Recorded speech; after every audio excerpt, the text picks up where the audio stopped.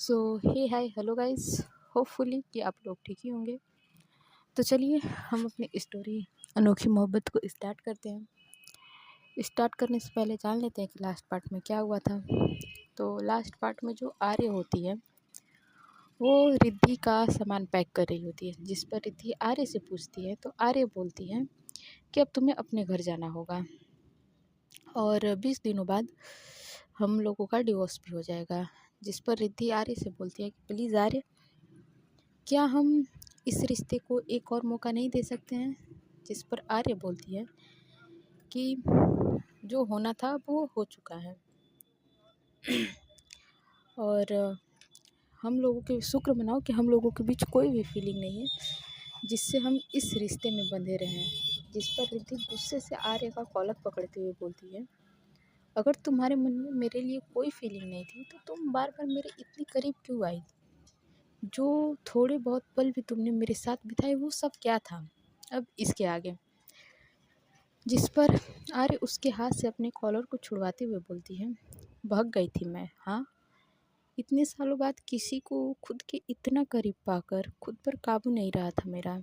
लेकिन सच तुम भी जानती हो रिद्धि, हम दोनों के बीच आज तक कभी भी ऐसा कुछ नहीं हुआ है जिसकी वजह से तुम मेरी ज़िंदगी या घर में रुक सको। मैंने तुम्हें ऐसी भी कोई वजह नहीं दी है जिस वजह से तुम मेरे दिल से, मेरी भावनाओं से खेल सको। जिस पर रिद्धि बोलती है, मानती हूँ ऐसी कोई वजह नहीं है, लेकिन हर काम वजह से तो नहीं की जा सकती ना। और बेवजह भी कुछ काम कर लेने चाहिए। क्या तुम बेवजह मुझे अपनी ज़िंदगी में नहीं रख सकती हो। जिस पर आर्य बोलती है, नहीं, मुझे मालूम है रिद्धि कि तुम अपनी गिल्ट में हो, इसलिए ऐसा कह रही हो। तुम्हें अभी भी ये लगता है कि तुमने मेरी कंपनी की फ़ाइल चुराकर गलत किया है, इसलिए तुम इस रिश्ते को एक और मौका देना चाहती हो। लेकिन अब इन सब बातों का कोई फ़ायदा नहीं है।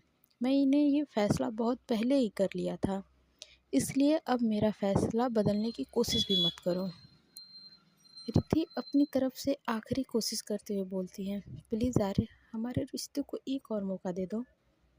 आर्य अपना मुंह फेरते हुए कहती है, प्लीज़ रिद्धि, तुम और मैं कभी हम थे ही नहीं, तो हमारे बीच किसी रिश्ते का तो सवाल ही नहीं है। मैं जानती हूँ कि तुम्हें यहाँ घुटन महसूस होती है और ये घुटन किस वजह से मैं ये भी जानती हूँ।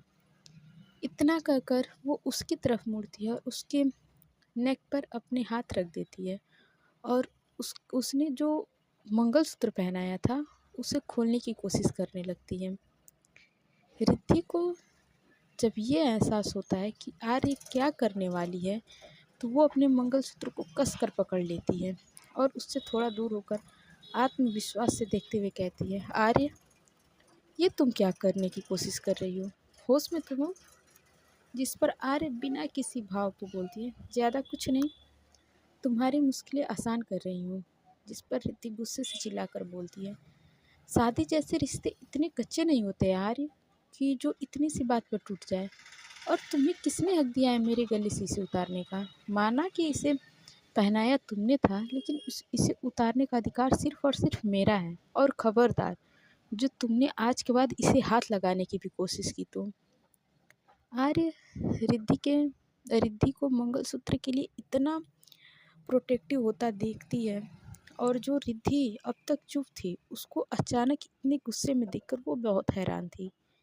लेकिन वो अब किसी भी कीमत पर कमज़ोर नहीं पड़ना चाहती थी, इसीलिए अपने फेस पर एक सख्त एक्सप्रेशन दोबारा से लाते हुए उसकी तरफ देखते हुए बोलती है, ठीक है, अगर तुम इसे अपने गले में लटकाना चाहती हो तो बेशक लटका सकती हो, मुझे कुछ फ़र्क नहीं पड़ता। लेकिन अगर तुम्हें ऐसा लगता है कि इसको पहनकर तुम दोबारा से इस घर में रह सकोगी, तो ये तुम्हारी गलतफहमी है। तुम्हें यहाँ से जाना ही होगा रिद्धि। मेरा ड्राइवर नीचे वेट कर रहा है, जितनी जल्दी हो सके नीचे आ जाओ। जिस पर रिद्धि धीरे से बोलती है, मैं यहाँ से नहीं जाने वाली यार। क्या मेरा जाना तुम्हारे लिए इतना ज़रूरी है कि तुम्हें अपने लिए फ़ैसले के आगे मेरा पछतावा मेरे आँखों में कुछ भी नज़र नहीं आ रहा है। जिस पर आर्य बोलती है, प्लीज़ रिद्धि, मुझे इमोशनली ब्लैकमेल करने की कोशिश मत करो, तुम्हें यहाँ से जाना ही होगा, तुम यहाँ नहीं रह सकती हो। यह कहते हुए आर्य वहाँ से खड़ी होती है और बेडरूम से बाहर चली जाती है। उसके जाते ही रिद्धि वहीं ज़मीन पर बैठ जाती है और ज़ोर ज़ोर से रोने लगती है। उसे कुछ समझ नहीं आ रहा था कि ये कैसे आर्य को समझाए, वो क्या करे जो आर्य उसे जाने से रोक ले। वो ये सब सोच रही थी, तभी उसके कानों में फिर एक आवाज़ पड़ती है, भाभी।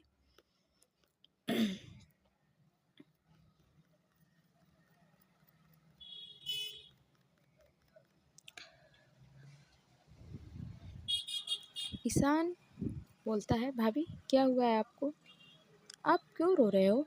जिस पर रिद्धि ईशान के हाथों को अपने हाथ में पकड़कर उसे अपने माथे से लगा लेती है और रोते हुए कहती है, ईशान, आर्य ने मुझे यहाँ से जाने के लिए कहा है, वो मेरे साथ नहीं रहना चाहती है। उसने कहा कि हम एक दूसरे के लिए कंपेटिबल नहीं हैं। उसने मुझसे शादी मजबूरी में आकर की थी। जब उसे मेरे साथ रहना ही नहीं था तो उसने ये शादी की ही क्यों। ईशान, मैं यहाँ से नहीं जाना चाहती हूँ, प्लीज़ तुम एक बार, सिर्फ एक बार आर्य से बात करके देखो, उसे समझाओ कि वो जो कर रही है वो सही नहीं है। मैं मानती हूँ कि अभी हमारे बीच कुछ भी नहीं है, लेकिन ये शादी ये शादी तो हुई है ना। उसको कहो कि वो मुझे यहाँ से ना भेजे। मैं घर कैसे जाऊँगी, डैड से क्या कहूँगी, कैसे समझाऊँगी सबको। जिस पर ईशान बोलता है, भाभी अब प्लीज़ रो मत, आई एम सॉरी, मैं इसमें आपकी कोई मदद नहीं कर पाया। जिस पर रिद्धि रोते हुए कहती है, ईशान, जानते हो आर्य मुझे डिवोर्स देना चाहती है। वो हमारे रिश्ते को हमेशा हमेशा के लिए ख़त्म करना चाहती है। मैं मानती हूँ कि मेरी गलती है, लेकिन क्या मेरी गलती इतनी बड़ी है जिसकी मुझे ये सज़ा दी जाए। जिस पर ईशान रिद्धि के आंसू पोंछकर उसे वहाँ से उठाकर सोफे पर बिठाता है और फिर उसके पैरों के पास खुद बैठकर उससे कहता है, भाभी आप चिंता मत करो, सब ठीक हो जाएगा। रिद्धि बोलती है, नहीं ईशान, अब कुछ ठीक नहीं होगा। जिस पर ईशान बोलता है, भाभी अगर आपको अपने देवर पर थोड़ा सा भी विश्वास है तो प्लीज़ एक बार मेरी बात सुन लो, कुछ भी गलत नहीं होने दूंगा मैं। जिस पर रिद्धि चुप हो जाती है और अपना सर झुकाकर ईशान की बात सुनने लगती है। तो ईशान फिर से कहता है, जानते हो भाभी, मैं आपसे बहुत ज़्यादा नाराज़ था, बहुत ज़्यादा गुस्से में था जब मुझे पता चला था कि वो आप ही हो जो हमारे साथ धोखा कर रही हो। लेकिन भाई ने मुझे समझाया, उन्होंने मुझसे कहा कि इसमें आपकी कोई गलती नहीं है, इसलिए मैं आप पर गुस्सा ना करूं और ना ही आपके और अपने रिश्ते को ख़राब करूं। तो बताइए, जब वो मुझे ऐसा समझा सकते हैं तो इसका मतलब तो वो आपको गलत नहीं समझते हैं ना। जिस पर रिद्धि ईशान की बात सुनकर उसकी तरफ देखने लगती है और ईशान इसके आगे कहता है, लेकिन इस वक्त आपको यहाँ से चले जाना चाहिए क्योंकि भाई आपसे मिले धोखे को बर्दाश्त नहीं कर पा रहे हैं और इस वक्त बहुत ही ज़्यादा डिस्टर्ब हैं। इस वक्त उनसे बात करना बेकार है, वो कुछ नहीं समझेंगे। लेकिन मैं एक बात जानता हूँ कि वो ज़्यादा दिन तक आपसे दूर नहीं रह पाएंगे, वो आपको लेने ज़रूर आएंगे। आपको भी जाना ही होगा भाभी, फ़िलहाल यही आपके और उनके लिए ठीक रहेगा। ईशान की बातों को सुनकर रिद्धि ना में अपना सिर हिलाते हुए बोलती है, मैं कबीर को छोड़कर नहीं जाना चाहती हूँ ईशान, कुछ करो। क्या मैं इतनी बुरी हूँ ईशान कि मुझे एक और मौका भी नहीं मिलना चाहिए। जिस पर ईशान रिद्धि के आंसुओं को पोंछकर मुस्कुराते हुए बोलता है, भाभी आप कितना रोते हो, आप कोई छोटी बच्ची हो जो इतना रो रही हो।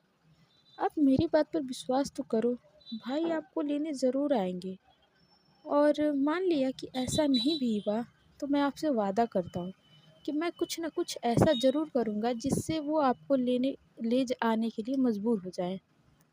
मैं आपके और उनके रिश्ते को इतनी आसानी से टूटने नहीं दूंगा, मेरे होते हुए ये डिवोर्स कभी नहीं होगा।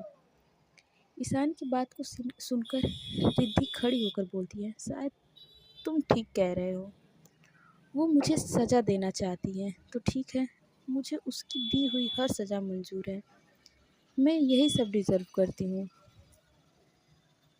ये बोलकर रिद्धि उस रूम से बाहर निकल जाती है। बाहर जाते हुए उसने अपने चारों तरफ देखा, लेकिन आर्य उसे कहीं भी नजर नहीं आई। ईशान ने उसे इस तरह देखते हुए बोला, भाभी, भाई इस वक्त स्टडी रूम में है। रिद्धि स्टडी रूम की तरफ जाते हुए बोलती है, मैं एक आखिरी बार उससे मिलकर आती हूँ। जिस पर ईशान बोलता है, रुक जाओ भाभी, प्लीज़ आप वहाँ मत जाओ।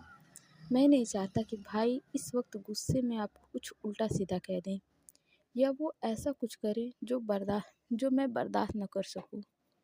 जिस पर रिद्धि उदास मन से बोलती है, क्या वो मुझसे एक आखिरी बार भी नहीं मिलना चाहेगी? इतनी नाराज़गी? ठीक है, कोई बात नहीं, वो मुझसे नहीं मिलना चाहती है तो यही सही।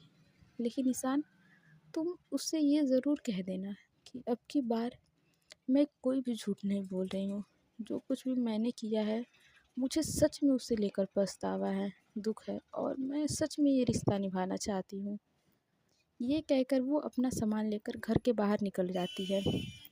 ड्राइवर ने उसका सामान उससे लिया और गाड़ी में रखा, और अपनी नम आंखों से रिद्धि ने एक बार पूरे कपूर मेंशन को देखा और फिर जाने लगी।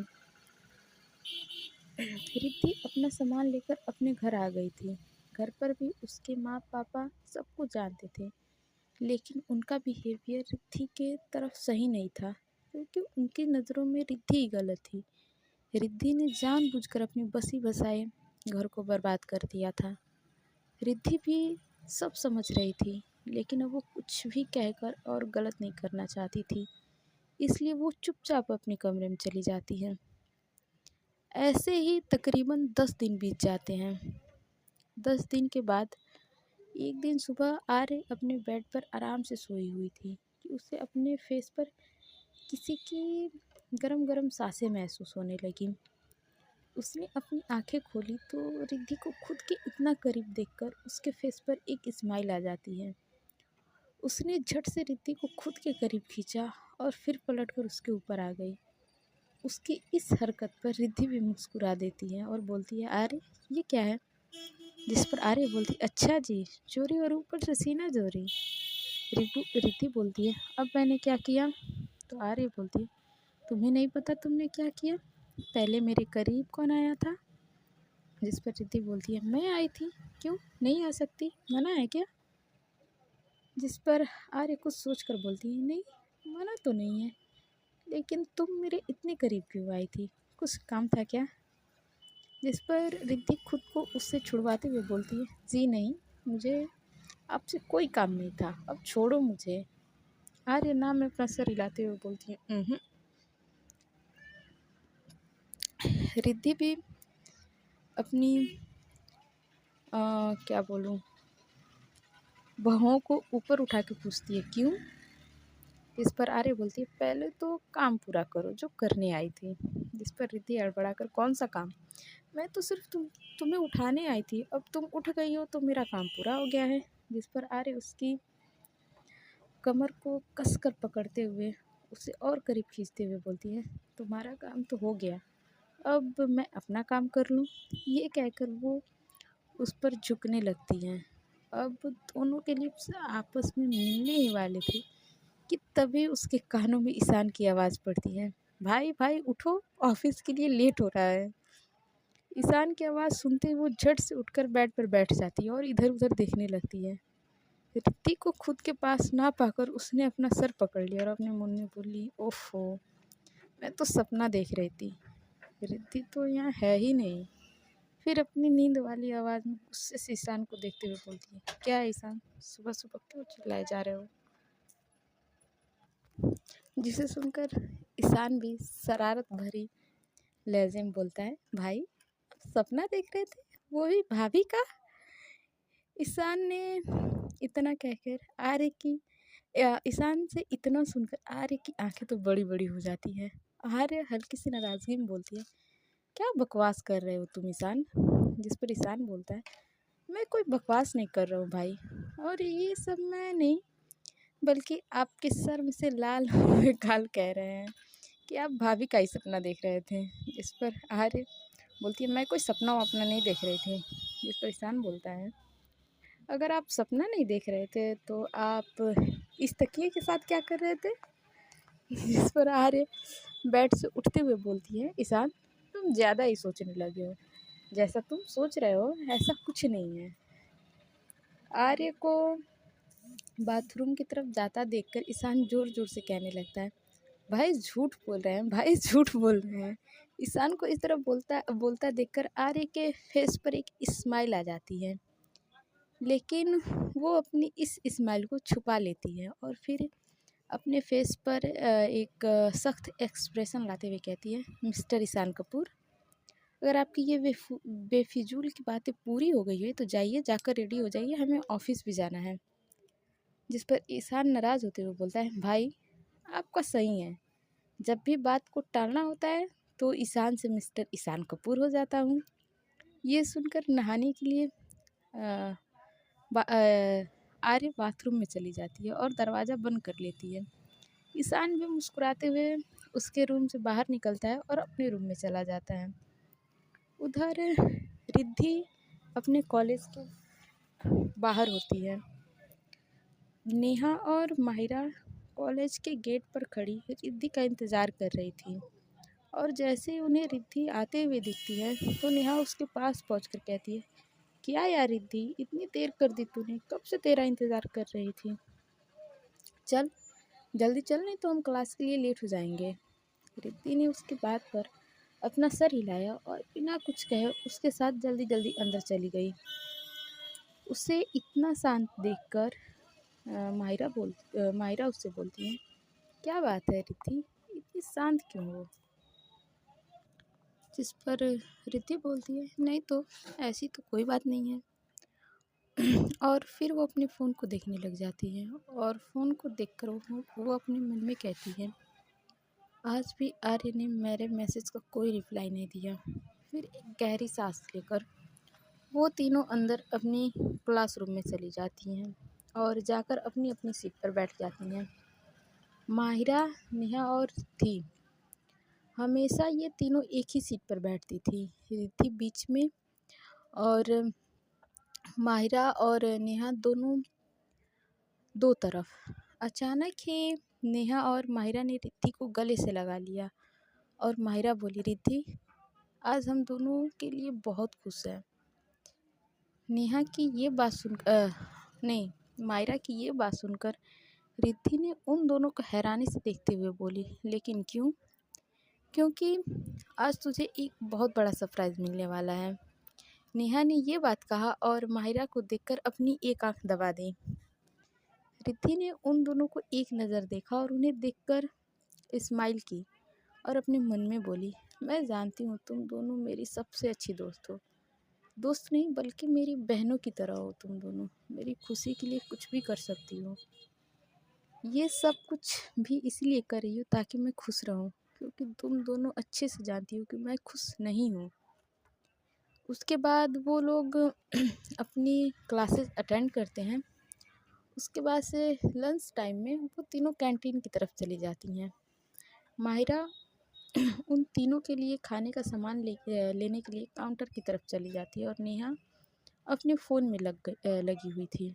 रिद्धि ने नेहा को देखा जो कि किसी से बात कर रही थी और बीच बीच में मुस्कुराए जा रही थी। उसे इस तरह मुस्कुराता देखकर रिद्धि भी उसके लिए बहुत खुश थी। उसे इस तरह से देखकर रिद्धि अपने मन में बोलती है, मैं जानती हूँ नेहा कि तुम और ईशान रिलेशन में हो।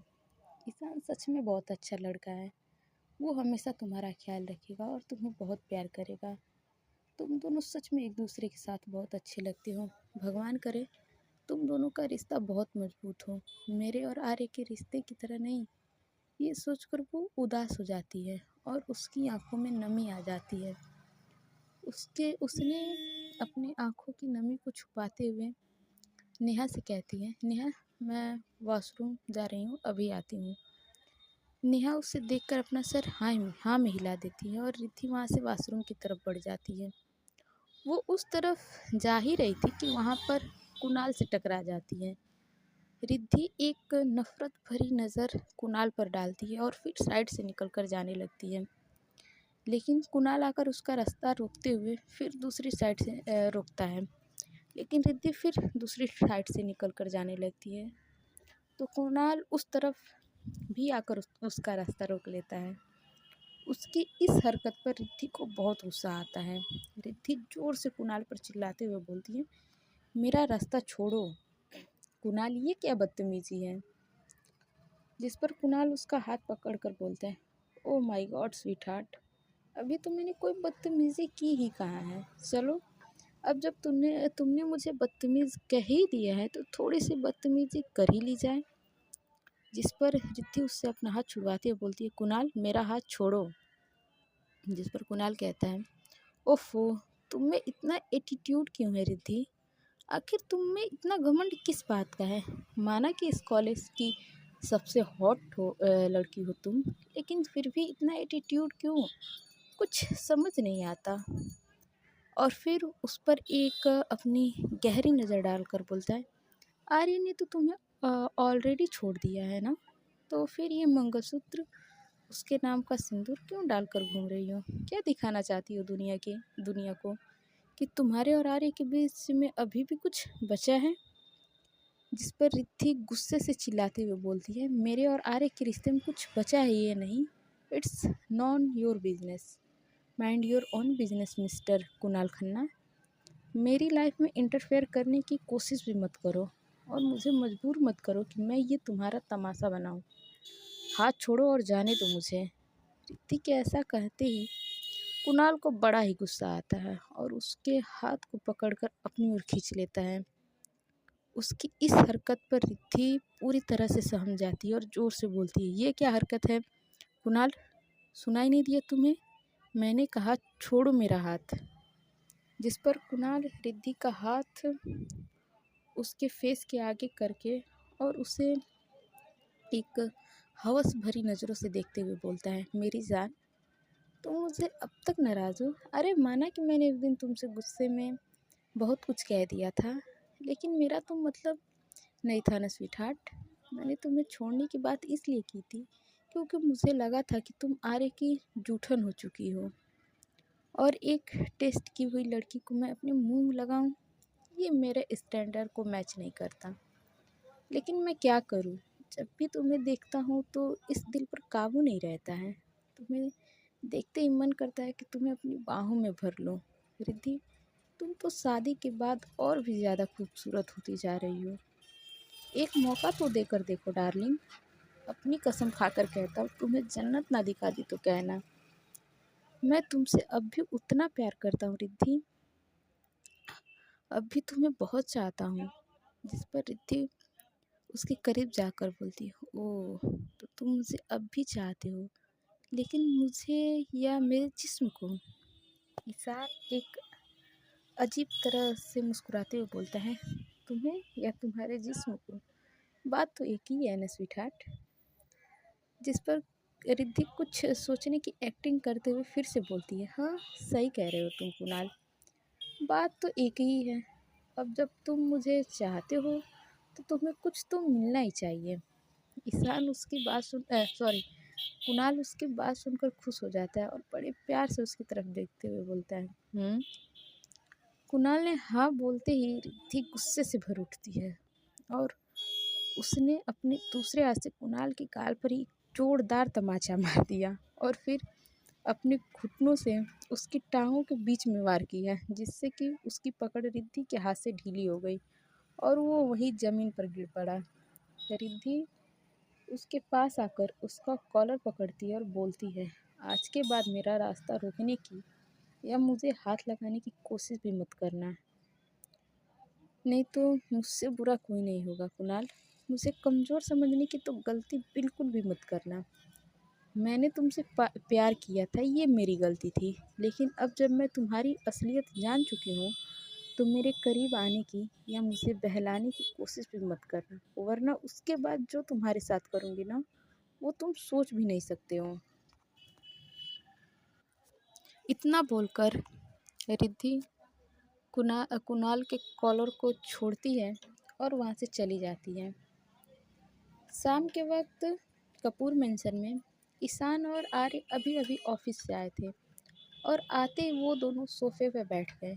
दोनों ही बहुत ज़्यादा थक गए थे क्योंकि नए प्रोजेक्ट की वजह से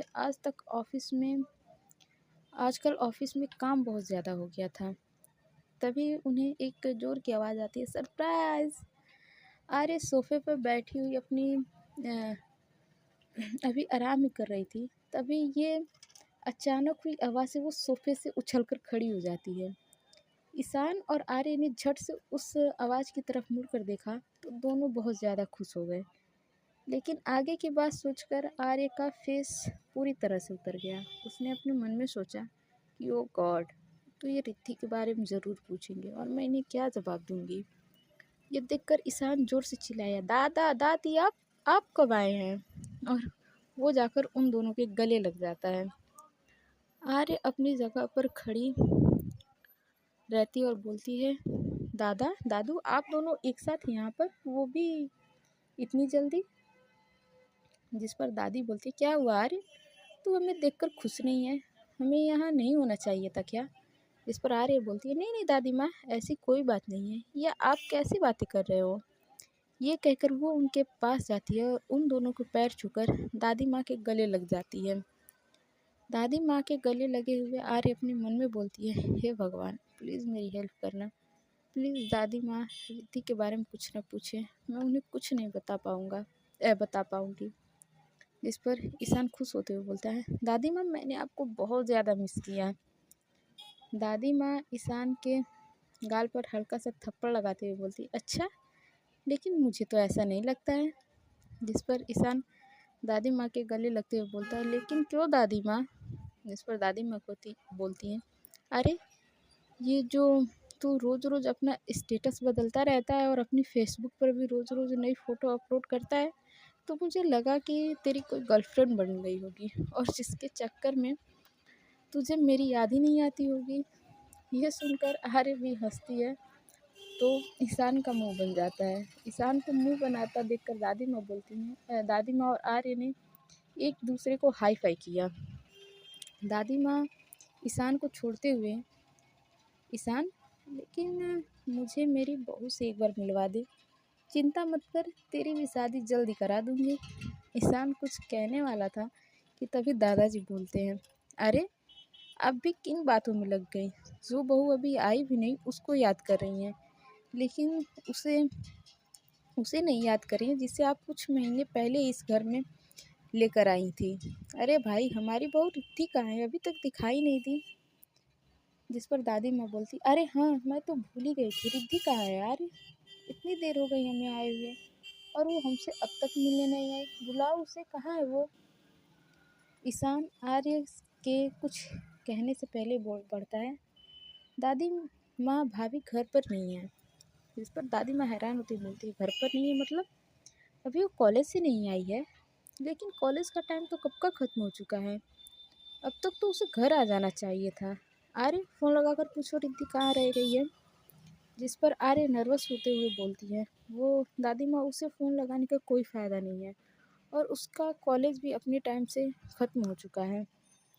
जिस पर दादी माँ नासमझी से पूछती, क्या मतलब आर्य? पहेलियाँ क्यों बुझा रही हो? साफ साफ कहो क्या कहना चाहती हो?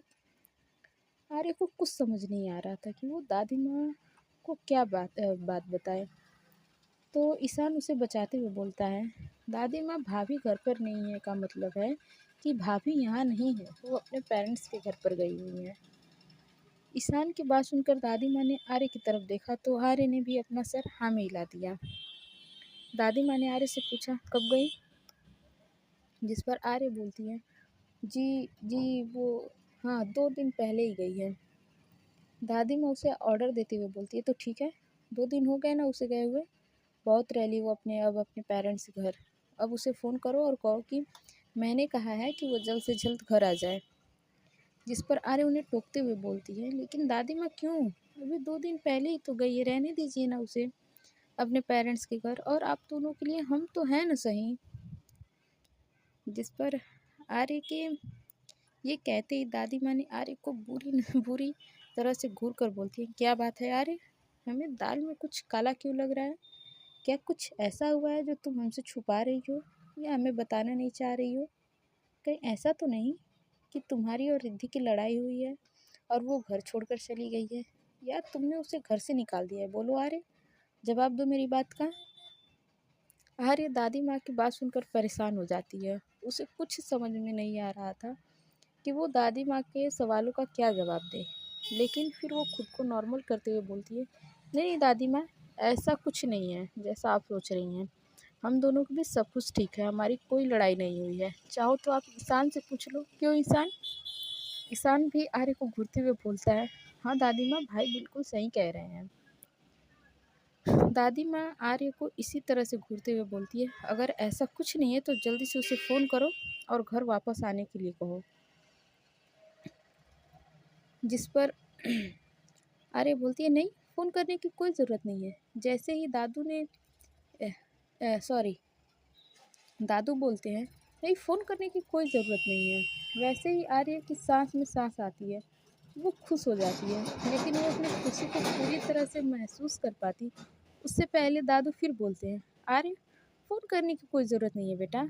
ऐसा करो, तुम ही चले जाओ और जाकर उसे ले आओ। दादू की पूरी बात सुनते ही आर्य का फेस पूरी तरह से उतर जाता है। वो मन ही मन बोलती है, ओह माय गॉड, अब मैं क्या करूं। आर्य फिर बोलती है, दादी माँ, दादू, मैं अभी अभी ऑफिस से आई हूँ और सच में अब बहुत थक चुकी हूँ। मैं उसे कल ले आऊँ प्लीज़? जिस पर दादी जी सख्ती से कहती है, नहीं यार, और तुम अभी जाओ और अभी उसे लेकर आओ। फिर उसके बाद तुम जितना चाहे उतना आराम कर लेना। कोई तुम्हें कुछ नहीं कहेगा और ना ही डिस्टर्ब करेगा। आर्य फिर मन मार कर बोलती है, ठीक है, जाती हूँ, लेकिन प्लीज़ पहले मेरे लिए एक कप कॉफ़ी तो भेज दीजिए। ये कहकर वो अपने रूम में चली जाती है। जाकर वो सीधा अपने बेड पर लेट जाती है और सोचने लगती है। आर्य अपने मन में सोचती है, 10 दिन, पूरे 10 दिन हो गए हैं मुझे रिद्धि से मिले हुए, या कोई भी बात किए हुए। उसको खुद से फ़ोन करना तो दूर, मैंने तो उसका फ़ोन भी नहीं उठाया है और ना ही उसके किसी मैसेज का रिप्लाई दिया है। और आज अचानक से उसे लेने जाना कितना अजीब लग रहा है। क्या कहूँगी मैं जाकर कि मैं उसे लेने आई हूँ, लेकिन किस हक से?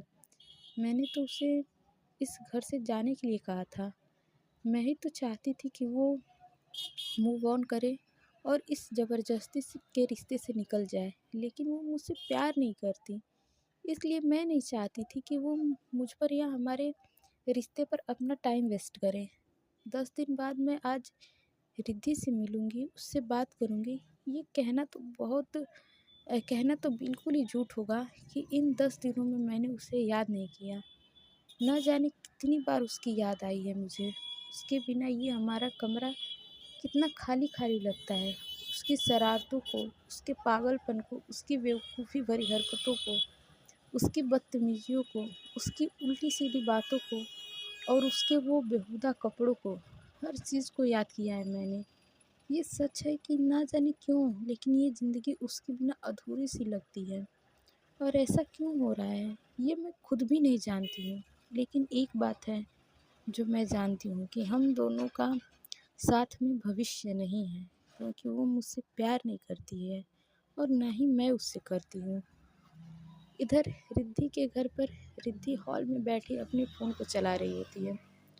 फ़ोन क्या चला रही थी वो, तो आर्य के इंस्टाग्राम अकाउंट को चेक कर रही थी। आजकल सोशल मीडिया पर आपको स्टॉक करना आर्य को स्टॉक करना उसका फेवरेट काम बन चुका था। आर्य की हर छोटी से छोटी बात को वो सोशल मीडिया पर पढ़ती रहती थी। अब तक ना जाने उसके कितने इंटरव्यू कितनी ही बार वो देख चुकी थी। कभी उसके इंस्टाग्राम अकाउंट को चेक करती और कभी व्हाट्सएप खोलकर अपने मैसेज को चेक करती कि उसका कोई रिप्लाई आया है या नहीं। और फिर रिप्लाई न आया देखकर वो उदास हो जाती थी और अपना फ़ोन रख देती। फिर कुछ समय बीतने पर वो अपना फ़ोन उठाती और फिर दोबारा से उसका अकाउंट चेक करने लगती। बस आज के लिए यही सब काम कर रही थी रिद्धि।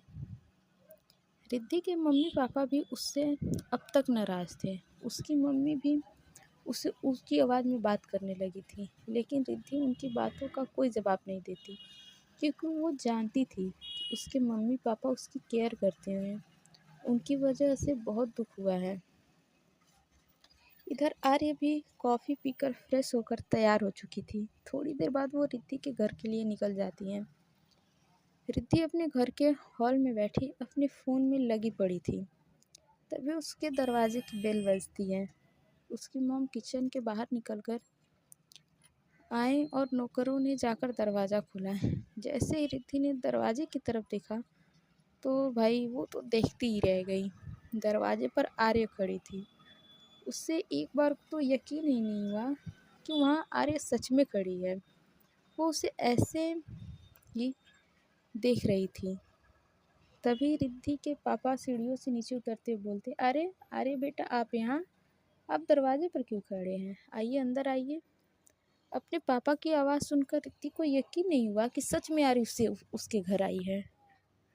आर्य को अपनी ओर आता देखकर रिद्धि की तो सांसें ही अटक गई थी। कितना अलग लग रही थी आर्य उसे।